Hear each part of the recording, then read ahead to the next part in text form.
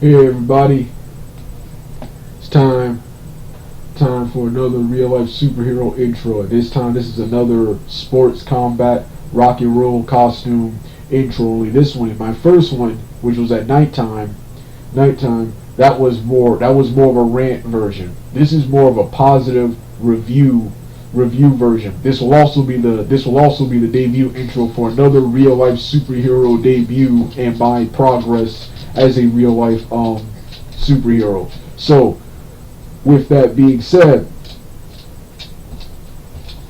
let me hit both of the interest themes. I'm using both Kurt Angle's and Jeff Hardy's Impact Wrestling themes. Let me hit the intro right now.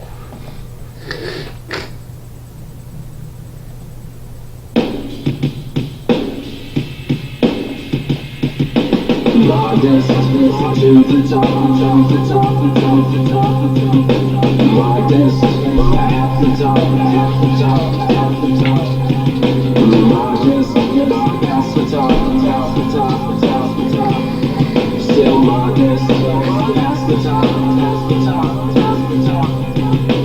Straight to the top, but then keep heading up and start shining why they should know what is real and how it really feel. The only way to feel the best under feels in a way that your body's as strong as we face in this life. There's a lot of time to get ready to showcase these skills you will get and know life if I want to show how the style you rise in life show a way to make it right, make it to the top of my vision. Until you feel there's nothing more for you to do or say. And I need better get in my way. Come down. If you do, you'll be back on that road.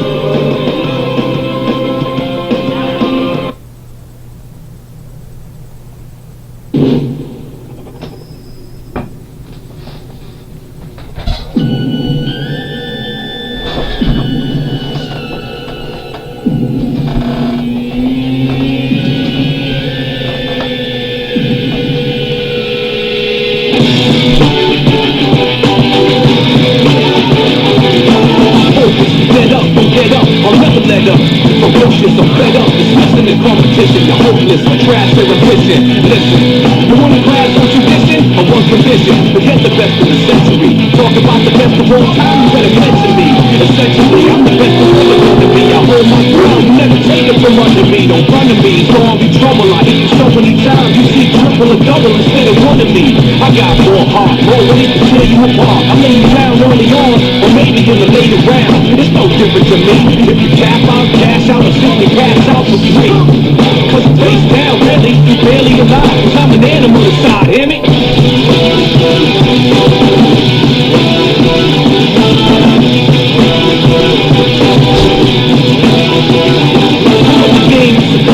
Hopefully you see what I mean. Knock you out, haven't seen. You were beaten by a triple team. Box you out the whole scene and gleam. The line like my dream, I shine bright.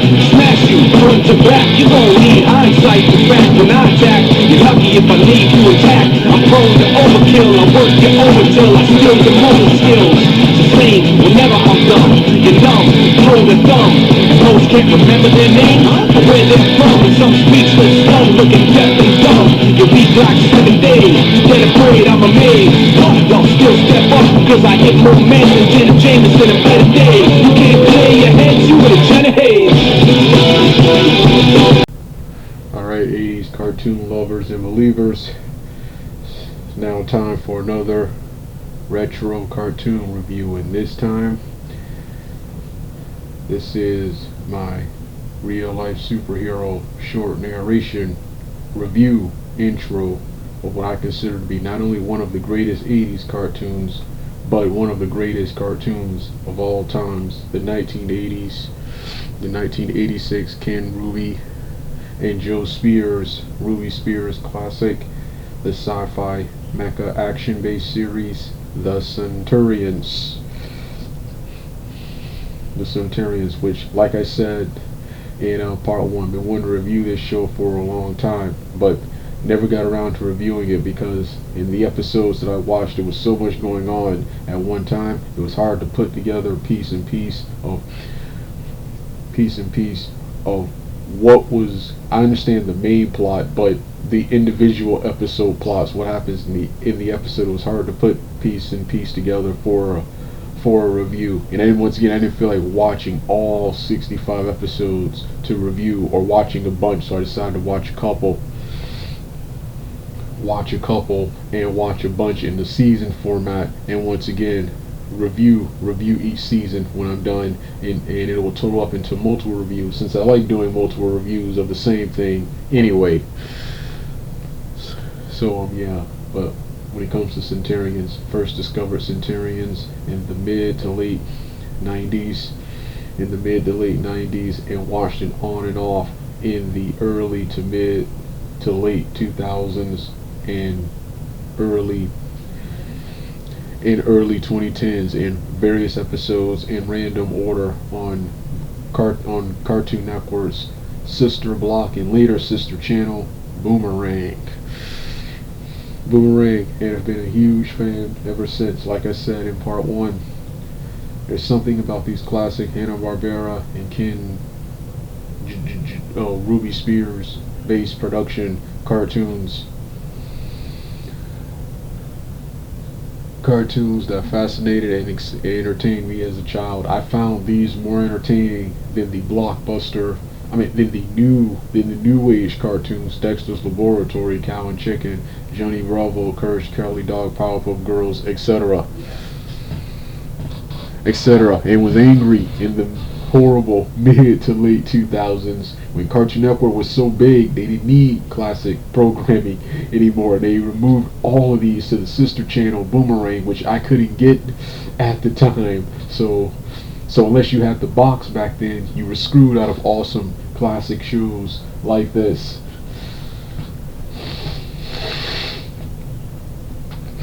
So yeah, and already, like I said in part 1, I like this show because it's a science fiction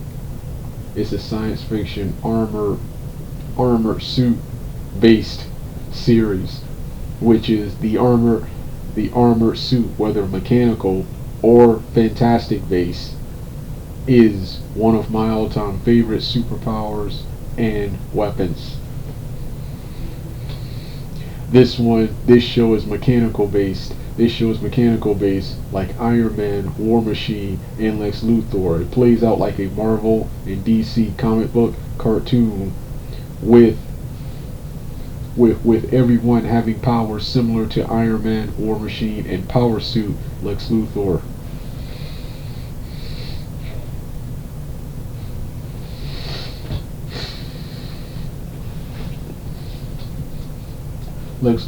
And don't forget, for the bad guy, don't forget Cyborg, the DC character Cyborg, except in this show, the Cyborg character is a villainous character. So yeah, it also plays out like the 80s action cartoon. I don't feel like looking up, but in one of Marvelous videos, the main character, Matt Reeves, was inspired by one of the big time action heroes of the 80s or 70s. I remember, and really didn't feel like rewatching his video for this review right here. Once again, to see the original part 1 narration, the links will be in the description box below. To see the part 2 and 3 webcam post reaction and post episode reviews of the miniseries, of the 5-part miniseries that I started with, the first 5 episodes.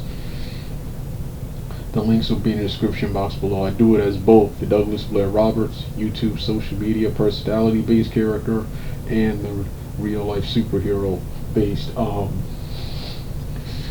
character. Yeah, this aired for 65 episodes across 2 seasons with a 5-part episode miniseries in 1986 before debuting as a regular for the final 60 plus episodes. I'm impressed that they managed to get 65 plus episodes, and this cartoon featured lots of legendary writers such as the late great Larry DeTilla, who I had no idea he passed away. God rest his soul, and thank you for making mine and many other people's childhood, along with Michael Reeves, who died earlier this year. This year. I was surprised when reviewing this cartoon. I was surprised to find a good number of people still alive. Of course, I knew a bunch of people would be dead now, but I was surprised to find a good number of people from such an old cartoon still alive today. Still alive today. Only the narrator, William Goodson, I think that's his name, William Goodson, who was also one of the Super Friends narrators. This guy right here had one of the most booming voices ever. His voice can get you hyped to watch can get you hyped to watch anything. Just listen to this intro right here, which the intro is one of the best parts of the show.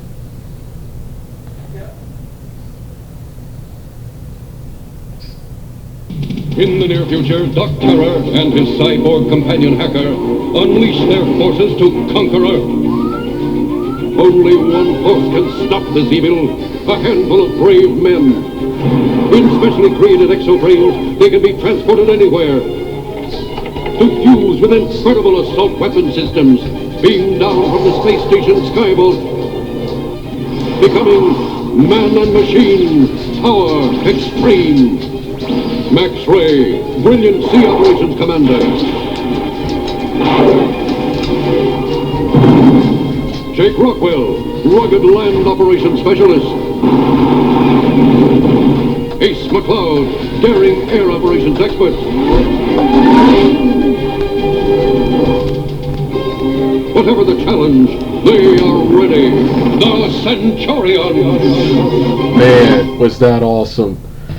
Man, was that awesome. They have one of the greatest cartoon intros of all time, giving you the narrator giving you the storyline and the roll call of the characters and their powers and abilities and position, followed by the awesome Power Extreme instrumental theme you heard, which there's a longer version of that on YouTube.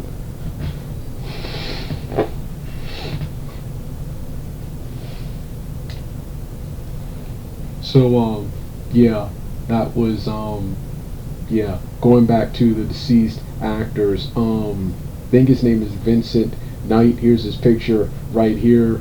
He voiced my favorite. If I had to choose, I like everyone equally, but my favorite character, Ace McCloud, the guy in the blue. He voiced him. He died. He's been dead for a long time, since '96. Since 96. This guy is such an old guy. Did a good job of capturing such a youthful character. I was surprised to see that it was his actor, Ace McCloud's actor, that passed away instead of the leader, Matt Reeves, who's the oldest and most level-headed leader of the group.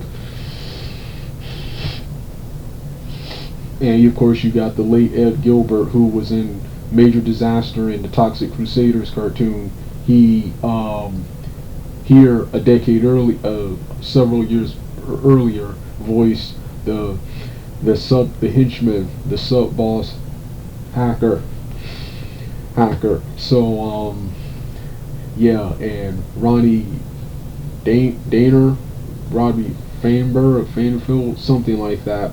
Here's his picture. He voiced the main antagonist, Doc Claw from Doc Claw and Hacker. They were really good for 80s cartoon villains. If you've seen my various reviews and rants, you know how much I can't stand 80s villains. The 80s, they have a lot of great bad guys, but see, the 80s, they had those guidelines, so the villains were never allowed to be as threatening as they could be. They could be threatening, but they could never win like they could in the 90s and other decades. They can never win. The other decades after the 80s, 90s, 2000s, except the bad guys could never win, but these do a good job of being actual threats to the main characters, the Centurions.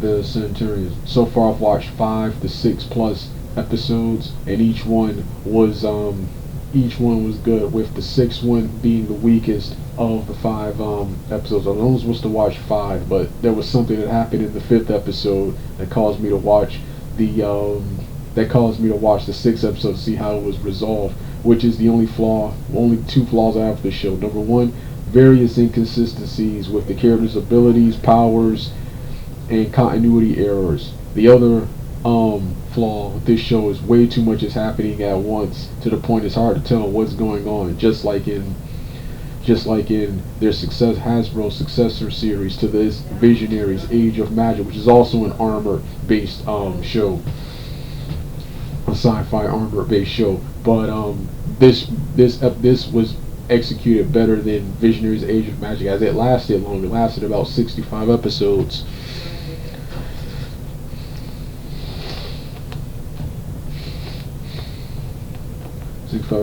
The plot, according to Wikipedia, featured the plot featured the main antagonist, Doc Terror, and his henchman, Hacker, and also I think First Experiment, wanting to take over and enslave the world and turn everyone into robots. That's the plot they tell you on Wikipedia, but if you actually watch the series itself, his plan varies from episode to his plan differs and varies from episode to episode. In episode 1, he wanted to do what I just said. In episode 1, he wanted to destroy the world. He wanted to destroy the world, and that's one of the inconsistencies. He wants to either destroy or conquer the world. He sometimes never makes it clear. And his plan varies from episode to episode. It's one of the only inconsistencies. But most of the plot revolves around him coming with a plan, and the Centurions, through teamwork, stop him. The Centurions, led by Matt Reeves, the guy in the green and black armor.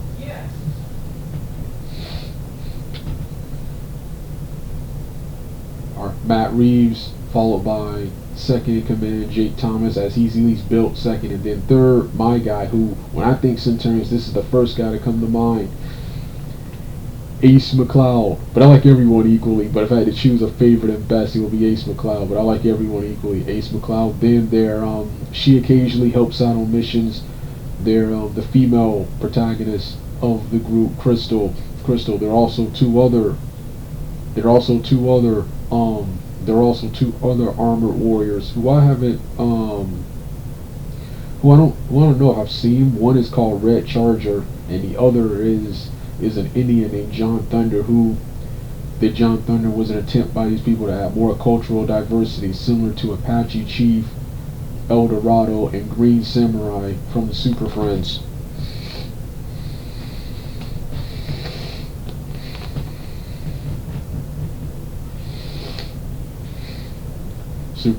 So yeah, that was the Centurions. Phenomenal show. Can't wait to get back to watching more once again, to see the part 3 and 4 webcam post reaction and reviews of the episodes I just watched. The links will be in the description box below, and for the part 5 and 6 and onwards, those will be in the future. When I finish each season. We go since it's 65 episodes, I'm going to do multiple sets of 13 episode reviews for each season. So yeah, this was Centurions, one of the greatest cartoons ever, and another cartoon that deserves a second chance. Another cartoon that deserves. I didn't include it in my first underrated cartoons list from 2012 or 13, but I never included it in. But I don't know if I included it in my cartoons that deserve a second chance. It will be in my second remade version. And also, speaking of cartoons that deserve a second chance, this is a cartoon that should have got a second chance. Another cartoon that would have been better, that was awesome ahead of its time when it was released. It would have been even better. It was ahead and a product of its time. It would have been even better in the following decades when the when the censorship on television was different and much more loose compared to what was in the 80s. Then something that also could have fit in live action. Too bad it's too obscure for a live action adaptation. But yeah, Centurions, not only one of the greatest 80s cartoons, but one of the greatest cartoons, period. Can't wait to watch more. You don't want to hear the rest of the music? Turn the video off right now.